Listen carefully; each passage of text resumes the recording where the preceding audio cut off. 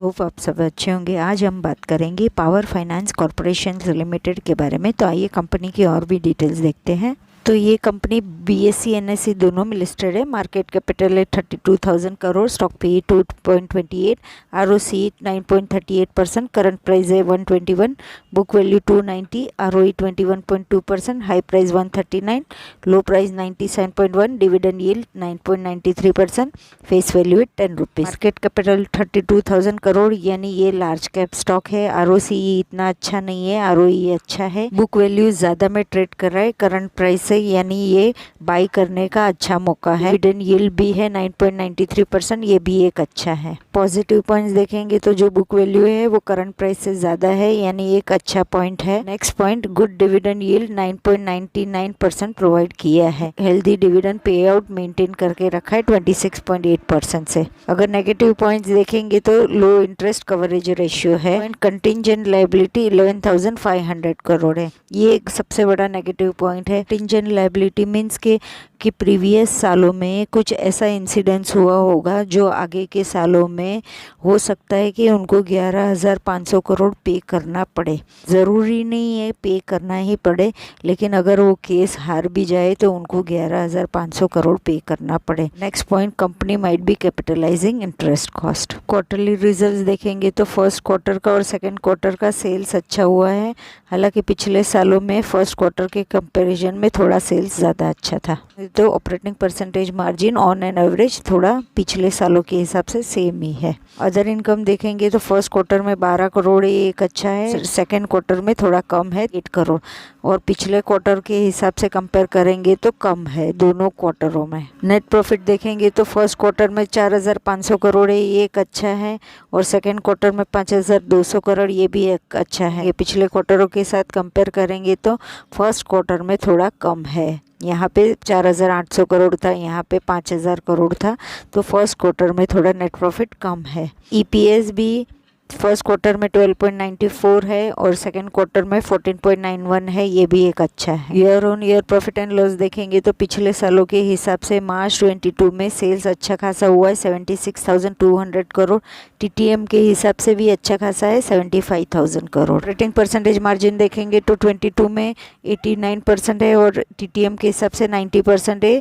तो पिछले सालों के हिसाब से ऑन एन एवरेज सेम है। हालांकि ये साल में 97% भी था। अदर इनकम मार्च 22 में 79 करोड़ है और TTM के हिसाब से 80 करोड़ है, जो पिछले कई सालों में अच्छा खासा था। 105 करोड़ था, 94 करोड़ था। नेट प्रॉफिट देखेंगे तो मार्च 22 में 18,700 करोड़ ये एक अच्छा है, TTM के हिसाब से 18,900 करोड़ यानी कि ऑलमोस्ट 19,000 करोड़ है, ये भी एक अच्छा है। EPS देखेंगे तो 22 में 53.08 है, ये भी अच्छा है, और TTM में 53.55 है, ये भी एक अच्छा है। डिविडेंड पे आउट देखेंगे तो 22 में 23% है, ये एक अच्छा है। कंपाउंड सेल्स ग्रोथ देखेंगे तो TTM के हिसाब से 1% ही, यानी सेल्स TTM के हिसाब से कम दिख रहा है। कंपाउंड प्रॉफिट ग्रोथ देखेंगे तो TTM के हिसाब से 8% है, यानी प्रॉफिट ग्रोथ पिछले सालों के हिसाब से कम दिख रहा है। स्टॉक प्राइस से ये GR देखेंगे तो 1 ईयर के हिसाब से नेगेटिव में है, यानी कि ये प्राइस आज की तारीख में देखेंगे तो डिस्काउंट में मिल रही है, ऐसा भी बोल सकते हो। रिटर्न ऑन इक्विटी देखेंगे तो लास्ट ईयर में 21% है, ये एक अच्छा है। बैलेंस शीट्स देखेंगे तो रिजर्व्स पिछले सालों के हिसाब से मार्च 22 में 69,000 करोड़ था, ये एक अच्छा था। सितंबर 22 में 73,800 करोड़ है, ये भी एक अच्छा है। बोरिंग्स देखेंगे तो सितंबर 22 में 6,74,000 करोड़ है, यानी बोरिंग्स अगर फाइनेंस कंपनी में कोई मतलब नहीं है बोरोइंग्स का देखना। लायबिलिटी सितंबर 22 में 59,000 करोड़ पे करनी है। टोटल असेट्स सितंबर 22 में 8,11,000 करोड़ है, ये भी एक अच्छा है। कैश फ्लोज देखेंगे तो मार्च 21 में अच्छा खासा 3,000 करोड़ पॉजिटिव में कैश फ्लो था, ये एक अच्छा था। 22 में नेगेटिव में है 4,000 करोड़। शेयर होल्डिंग पैटर्न्स देखेंगे तो प्रमोटर्स के पास ठीक ठाक शेयर्स है 55.99%, पिछले कई सालों में भी सेम ही था। FII में देखेंगे तो 16.82% है, जो पिछले क्वार्टरों में देखेंगे तो थोड़ा ज़्यादा अच्छा था। दिसंबर 19 में भी अच्छा खासा था 18.90। DI में देखेंगे तो सितंबर 22 में 17.22 है, जो पिछले सालों में अच्छा खासा था। पब्लिक के पास आज की तारीख में है 9.95%। पब्लिक अच्छा खासा शेयर्स बाई किया था। मार्च 22 में भी अच्छा खासा 13.66% पब्लिक के पास था। जून में भी अच्छा खासा था, जो कम होके आज की तारीख में 9.95% ही पब्लिक के पास है। कंपनी डिविडेंड भी देती है। अगर जनवरी टू दिसंबर के हिसाब से अगर देखेंगे तो 4 बार साल में डिविडेंड देती है। 19 मार्च 21 को भी डिविडेंड दिया था, 1 जुलाई 21 को भी डिविडेंड दिया था, 31 अगस्त 21 को भी डिविडेंड दिया था, 24 नवंबर 21 को भी डिविडेंड दिया था। और 22 टू दिसंबर 22 में देखेंगे तो 25 फरवरी 22 को भी डिविडेंड दिया था, 9 जून 22 को भी डिविडेंड दिया था, और सितंबर 22 को भी डिविडेंड दिया था, और 24 नवंबर 22 को भी डिविडेंड दे रही है। साल में 3 या 4 बार डिविडेंड भी देती है। अभी हाल ही में डिविडेंड देने वाली है। एक्स डेट है 24 नवंबर 22।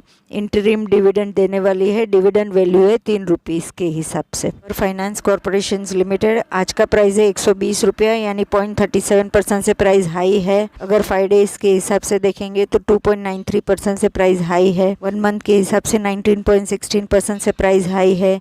6 मंथ्स के हिसाब से 14.76% से प्राइस हाई है। ITD के हिसाब से 1.22% से प्राइस लो है। हम 1 ईयर के हिसाब से देखेंगे तो 10.18% से प्राइस लो है। 5 ईयर्स के हिसाब से 3.96% से प्राइस लो है। मैक्स चार्ट के हिसाब से 117.27% से प्राइस हाई है।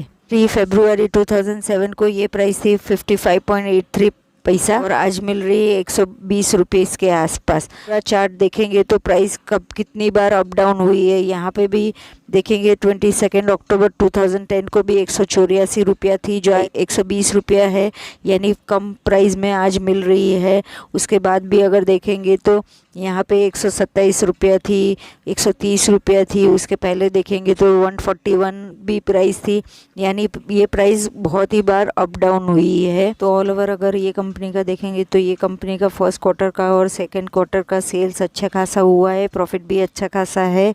कंपनी का लास्ट ईयर का मार्च 22 का भी सेल्स और प्रॉफिट दोनों अच्छे हैं, वो भी एक अच्छा है। रिजर्व्स मार्च 22 और सितंबर 22 में बढ़ गए, ये भी एक अच्छा है। ये कंपनी फाइनेंस कंपनी है तो लोन इसमें मायने नहीं रखती हैं। कंपनी का एक नेगेटिव पॉइंट है तो वो है कंटिंजेंट लायबिलिटी का इंसिडेंस हुआ होगा कि हो सकता है कि उनको आगे के सालों में उतना 11,500 करोड़ पे करना पड़े, और कैश फ्लो भी वो नेगेटिव में है, वो भी एक नेगेटिव पॉइंट है। बाकी सब तो ठीक है ये कंपनी का। तो आई होप आपको मेरा वीडियो पसंद आया होगा। अगर आया होगा तो प्लीज़ लाइक करें, शेयर करें, मेरे चैनल को सब्सक्राइब भी करें। Thank you for watching. Bye.